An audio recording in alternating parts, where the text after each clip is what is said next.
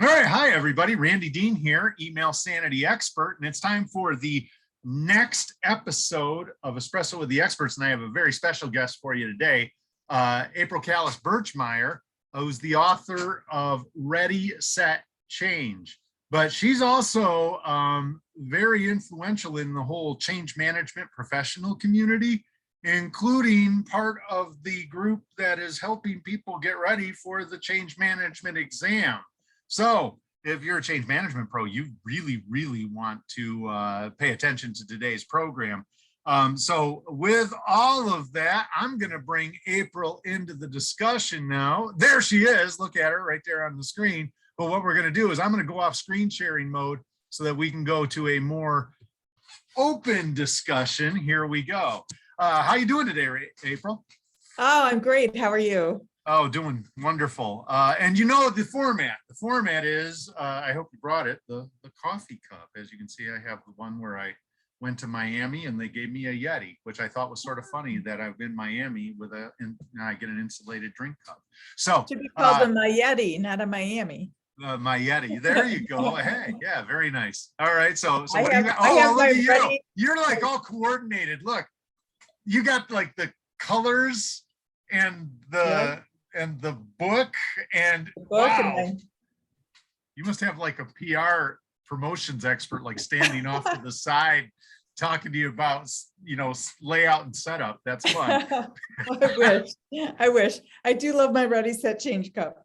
Yeah. Any story behind your Ready, Set, Change cup that you have? Well, when I was getting some business cards for the book, my promotional company suggested a mug, and I thought, oh, well, that's kind of cute. Well, then I was doing a lot of Zoom calls for PMI chapters and SHRM chapters, and I would hold it up and say, this is my shameless plug mug. So there you have it. A shameless plug mug. I need to get one of those.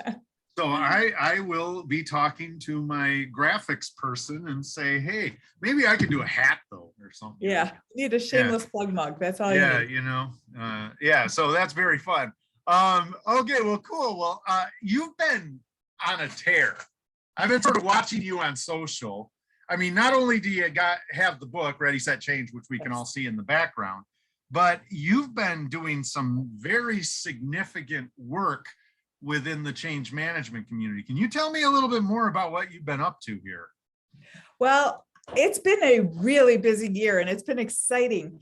About a year ago, I developed a course and I was able to have the Association of Change Management Professionals designated as a qualified education provider course. So it qualifies people to be able to take the certified change management exam. And it also helps project managers and HR professionals and change management professionals understand how to apply the Ready, Set, Change framework to a change initiative or project. So it's really a very exciting program to have developed.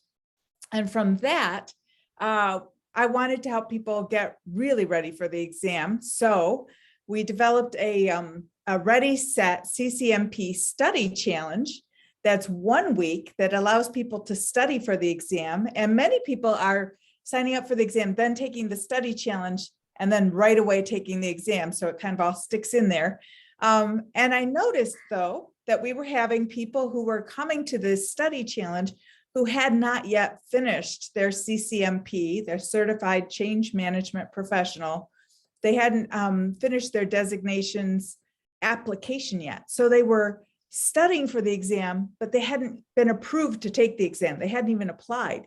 So I thought, well, this is a kind of a mishmatch a little bit. It wasn't matching up very well because there were two of us on the call, and I would send the group who was ready to study off with my facilitator, and then I would take the folks who were trying to fill out their application. I thought, let's just break this group in half. So if you haven't finished your application, we have the Ready, Set, CCMP application challenge. It's 5 days. And at the end of the 5 days, you submit your application to take the exam. And then we have the Ready, Set, CCMP study challenge. And that one is to help people prepare to take their exam. So it's all study. And from that, we developed an exam simulator, which is an online tool that you can play by yourself that asks you questions that are on, similar to those on the exam. And then you can answer the questions, and it's built in Kahoot. I don't know if you are aware of Kahoot, Randy. I've heard of Kahoot, yes.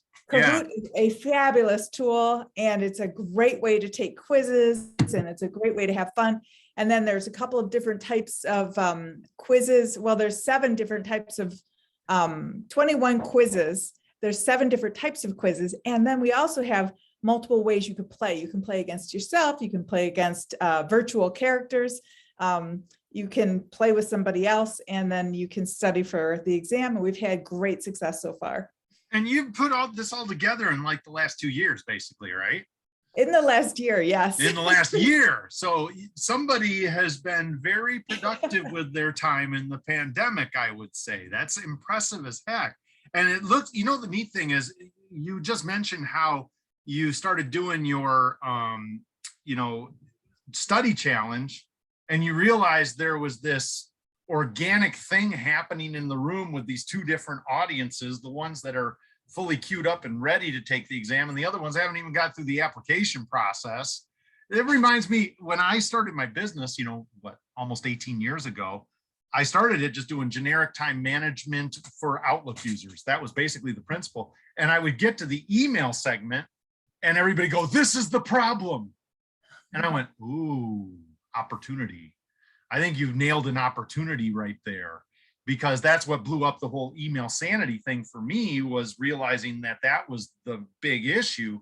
I think you've got a beautiful little business model here with prepping for the actual application, prepping for the exam, the simulator for the exam, and your related study groups. Wow. Yeah, I'm pretty excited about it. It's been really terrific. And I'll tell you, my secret weapon, Randy, for this year is a year ago. My daughter is an actress. She lives in New York. A year ago, I said, "Come work for me." She was waiting tables. And then of course, COVID hit. She couldn't wait tables anymore. I said, "Come work for me." She is fantastic. She's been, instrumental in pushing things out with me. And so we've really discovered this, as you said, organic group where I would send everybody off with Emma to go study, because I had to help the application challenge folks. And I thought, well, why don't we break these groups apart and we can give them both, full attention from both of us the whole time. So that's exciting. Wow. Yeah, that is exciting. And plus you got to work with your kid, which is fantastic. She's terrific. She's terrific. Yes. Now, is this going to become a full-time gig for her then? What you two are doing hope so. together? Yes. Yeah. Sounds like you have a, what do they call that? A exit strategy in place now, so I'm ready to retire. It's all you.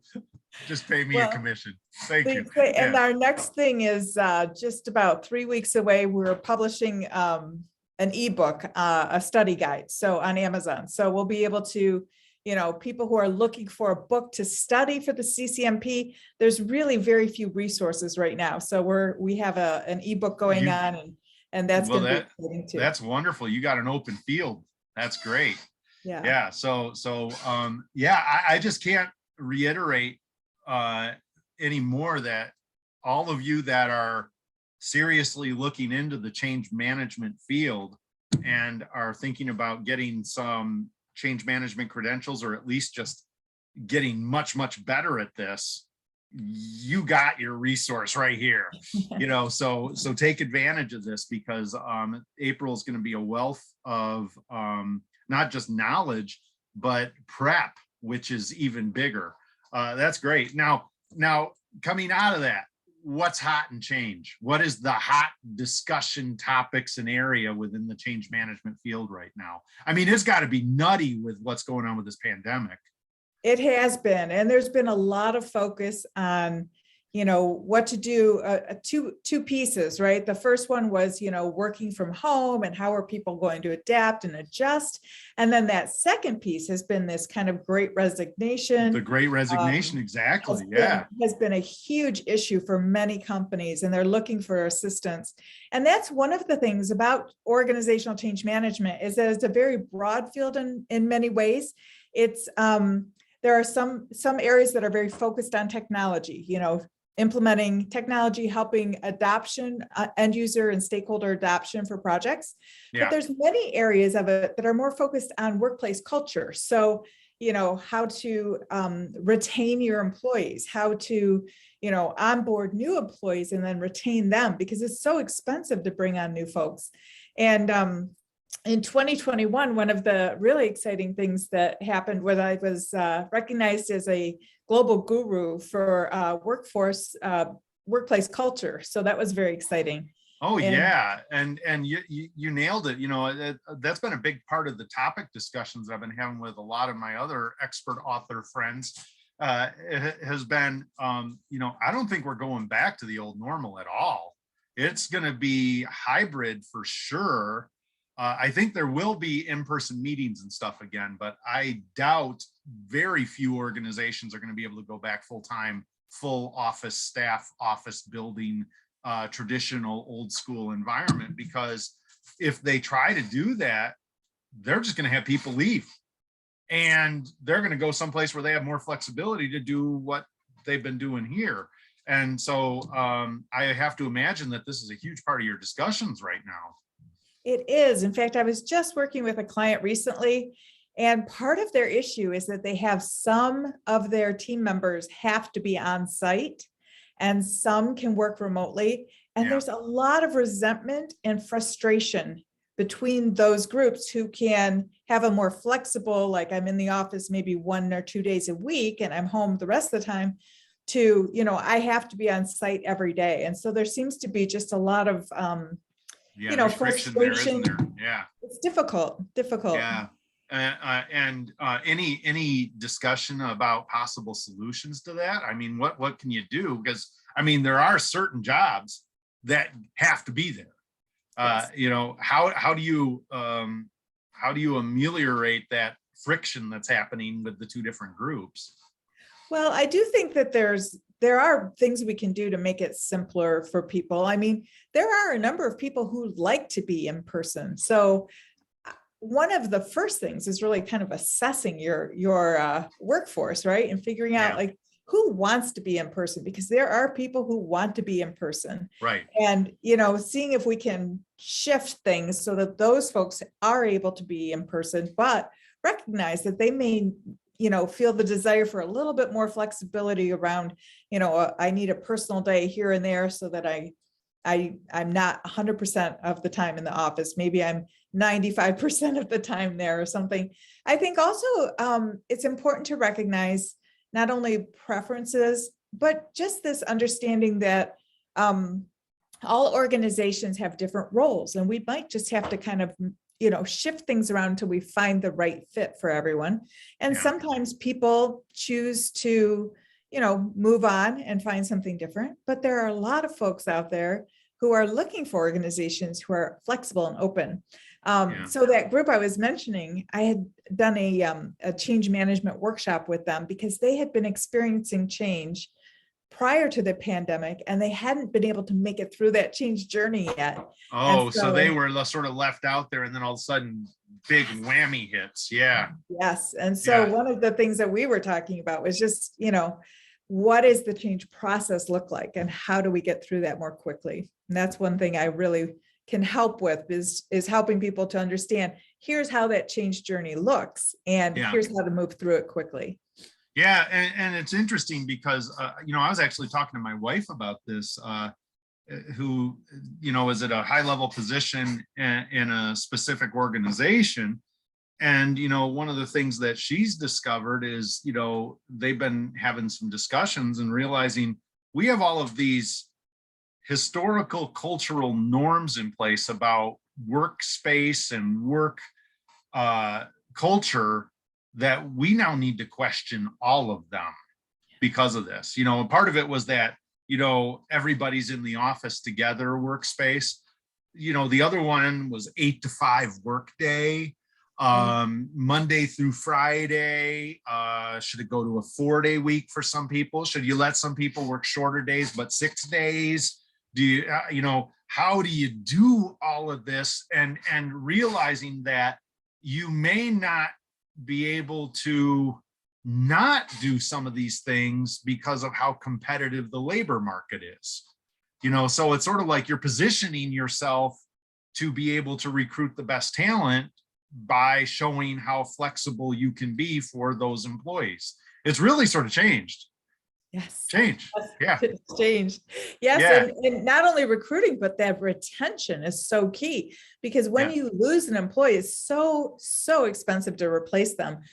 All of that lost knowledge, it's very difficult on organizations right now to not be flexible. I mean, they really kind of just have to understand that this is the new normal, to be really flexible and try to figure out a way that we can get the work done and still people are feeling connected and like they really want to be there and want to be a part of the organization. I think that's a really important piece. That's interesting. Have you run into any organizations that are in desperate straits because they maybe weren't flexible enough?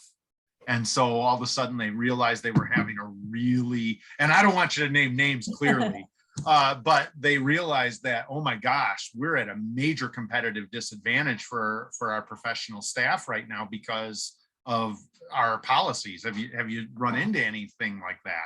Well, I have in higher education. I've seen in higher ed, there is a need for in-person work, and that is where sometimes there's this gap, this problem with, many people have gotten used to working at home and they think, well, I don't really want to go back to campus. I'm really content working from home. And yet they're looking to kind of build that team again, where they have some on-site real people. And so that's been a difficulty. I also know of an organization that I worked with who had done a big reorganization of their HR and talent team. And the problem they ran into, though, was when the pandemic hit, they weren't quite finished with their training for it, and they weren't really finished with the change process. But they ended up having to move everybody remote, and that took them about 3 months to figure out how to get everybody remote. And then they had to bring everybody back in, then they had to take them out remote, and all progress stopped on the change. It just became like a day-to-day survival thing. So I think that's been a real issue for a number of organizations as well, that they have had to kind of put on hold some of the initiatives they had hoped to accomplish because they've just been tied up with dealing with, COVID, and how are we supposed to be in or out or what with the office. Yeah, so they had a change process in place, and then a desperation change process popped up, crisis change, and then they had to sort of table things. It sounds to me, though, like you would be the kind of person that can come in and help them think through all this kind of stuff. Is that a fair assessment? Well, if you say so, yes, I think it's a fair assessment. Yes. Yeah. And one of the things that I think is very interesting is that many of our CEOs are aware of these issues. They know they have this need, but they think, who does that? Well, that's what change management professionals can help with. They can assist in that change journey and helping move people from, that current state to the future state. Are you seeing any C-level positions in change? Have you seen that start to rise up within the industry? Like, the chief change management officer. Have you seen anything like that? I have been seeing that. One thing I've been seeing a great deal of is in job postings, I've been seeing a requirement for a CCMP, which is very interesting because the CCMP, Certified Change Management Professional designation, is only 5 years old. So previously you saw change management postings or HR postings, or sometimes for project management, they'd want a change management role. They were saying they wanted pro-side training, which is a methodology vendor. They have their own methodology. But now, instead of saying pro-sci, I see they're saying CCMP required. And so that's been a real shift because. And are these people coming out of the HR function that they're trying to hire with that, or is it at an even higher level? Because I'm sort of thinking like, chief operations officers and people like that might have that requirement now for change management, just because that's the world we're in now. Yes. Yeah. Yes. I have seen some COO roles, really highlight ability to lead change. And so I have Yeah. seen that posting. And I think it's interesting because so many times, I think in the past, perhaps COO roles were, really focused on operations, really focused on keeping things going. And now they have to have sort of this strategy hat on all the time as well. And that strategic vision is so key to being able to be successful going into this, unknown territory. Yeah. So, Now COOs listening to today's call, listen to what I'm about to say closely. Having this change knowledge, showing that you have the strategic ability to do so, sure sounds like it would position you pretty well for a CEO position at some point. Correct? absolutely. It seems like this is the part of the toolkit that would make you more competitive for even the higher level next step. I'm Wow. telling you, if you can lead change, Yeah. that's what we need in this world today. Especially now. This is such a unique time. And what is it? The old, I think they said that it was the Chinese symbol for Oh, yes. The yin danger and yang. also. Yeah. Yin and yang. Opportunity and threat. Danger and opportunity right together, Yes. and it certainly seems like that's the case. It seems like the companies that can best address all of this are probably going to be the ones that not only survive, but thrive and grow. Fair assessment? Yes, very fair assessment. Yeah. And one of the things that I've noticed is many CEOs are quite good at this, understanding the vision of the change and being able to communicate it. I think that is a key skill. And I've been teaching for a Project Management Institute. They just changed from PMI seminars world to PMI training. I've been teaching classes for them for the past year.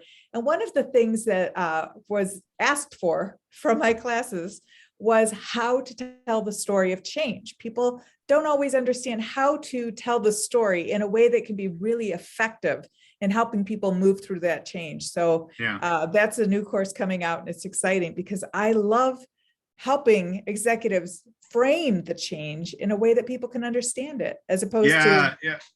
And that's what one of the things I was going to ask you, hearing, CEOs are usually pretty good at seeing the strategy and understanding the need for the change. Yes. But, I would imagine that some of them probably need help with the nuts and bolts of enacting the change and communicating the change. Maybe that's not their core suit. And it seems like that would be where you and other people like you would be the people that could maybe help step in for that period of time and help with that. Another fair assessment? Does that seem reasonable? Yes. And one of the things that I have in the Ready, Set, Change framework, the first step is really identifying the relevant and relatable story of the change. Yeah. And it has to be a story. It can't be bullet points. It can't be numbers. This is going to save us 80%. Our productivity should rise 27%. I mean, people are like, right, bore me to death. Yeah. Blah, blah, it's like the Charlie Brown teacher. Wah, wah, wah. Yeah. And so, being able to tell a story that helps people to understand why we're doing something, key skill for executives. Yeah. Now, I think one last thing I'd like to ask you about here. There's always people that resist. Oh, yes. How are you dealing with the change resistors? And what do you do to help an organization deal with those that really, really don't like any kind of change at all? That's a great to avoid even hiring them in the first place? Well, resistance is natural and it's very inevitable, and we should expect it. So it should never come as a shock to us. Like, I can't believe people don't want to change. It shouldn't be like this big moment of surprise. We need to plan for that. And that's why that relevant, relatable story of change is so powerful. Yeah, I get it. Yeah. When people understand the why of the change, it's not as easy to resist it, right? Because now I have a sense of like, oh, I can see it. I still don't want to do it. So in Ready, Set, Change, I put together a grid of different resistance modes that people go into. So sometimes we have people who are commanders. They're very directive. They like to support the change. They're out in front telling people about it. Many CEOs are commanders, but when they don't have enough information or they feel like they're being left out of a conversation or decision, they will flip into a resistance mode, a fighter. They'll become a fighter and they'll start to fight against the team. They may become resistant to the change themselves without recognizing it. And then you see kind of this mixed message thing coming from the top. We also have folks who are very good at socializing ideas, communicating with others. We call them, you know, our social butterflies sometimes, our socializers, but they can very easily resist and turn into saboteurs where they start to, you know, be sarcastic and negative, and they do it kind of behind your back. So you're not even. I was thinking they were probably subversive when they're doing it. Yeah. They are, yes. And so, you know, figuring out, you know, how do we help those folks get out of that resistant mode and stay in that socializer mode? You know, we have to include them in a lot of things. We have it seems like, just real quickly, it seems like if you did it right, they could become your evangelists and your champions. Yes. Because they're so good at, but if they go subversive on you, you're going to have some big problems, I can see too. Yeah. So now you were saying another one. Yeah. Absolutely. Well, then there's this understander, and these folks in an organization love to understand things at a very deep level.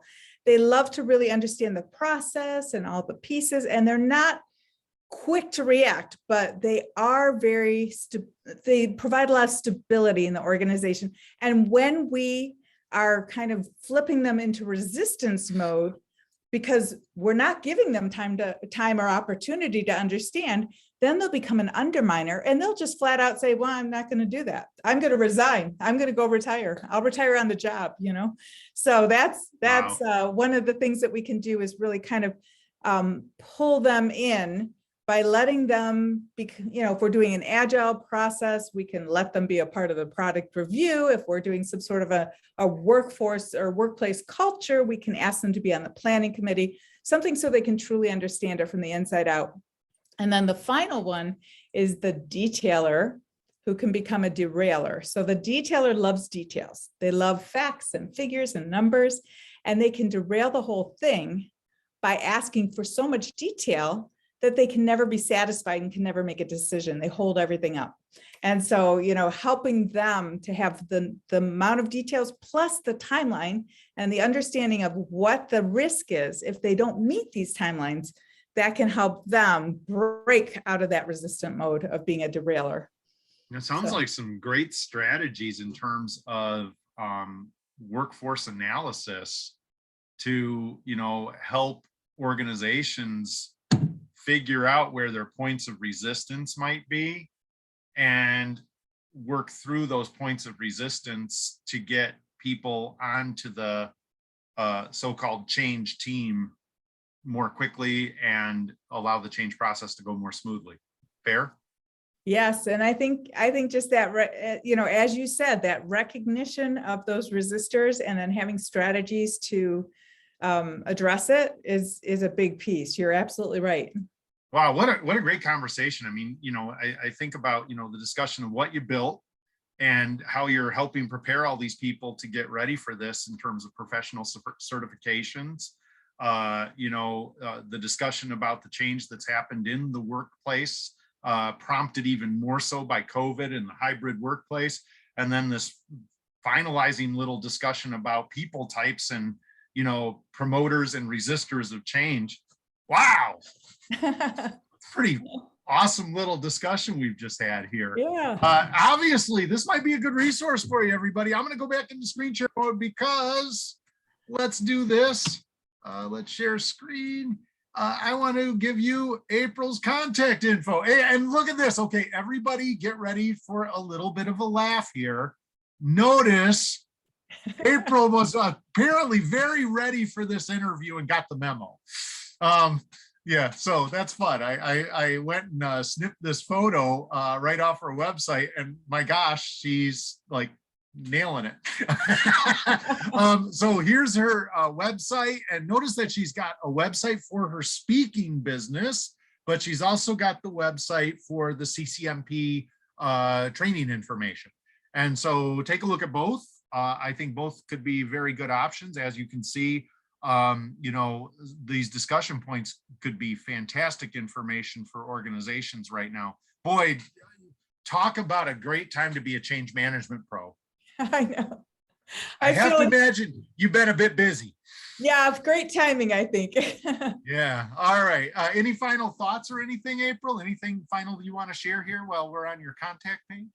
Well, I just want to reassure everybody, you know, that there's a lot of research and there's a lot of information about how to help an organization and its individuals move through change more quickly, to move from that current state to the future state. And so, you know, I would just say, please reach out if you have any questions. I'd be happy to connect you to resources and to provide additional information if needed.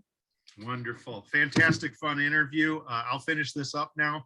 Of course, I am Randy Dean. There I am hiding in the background, a little bit more casual here in my home office today, but I'd like to thank you for your time. If you'd like to learn more about me and my programs, go visit my website, randalldean.com, which is right now undergoing a major website upgrade, probably to be launched early in 2022.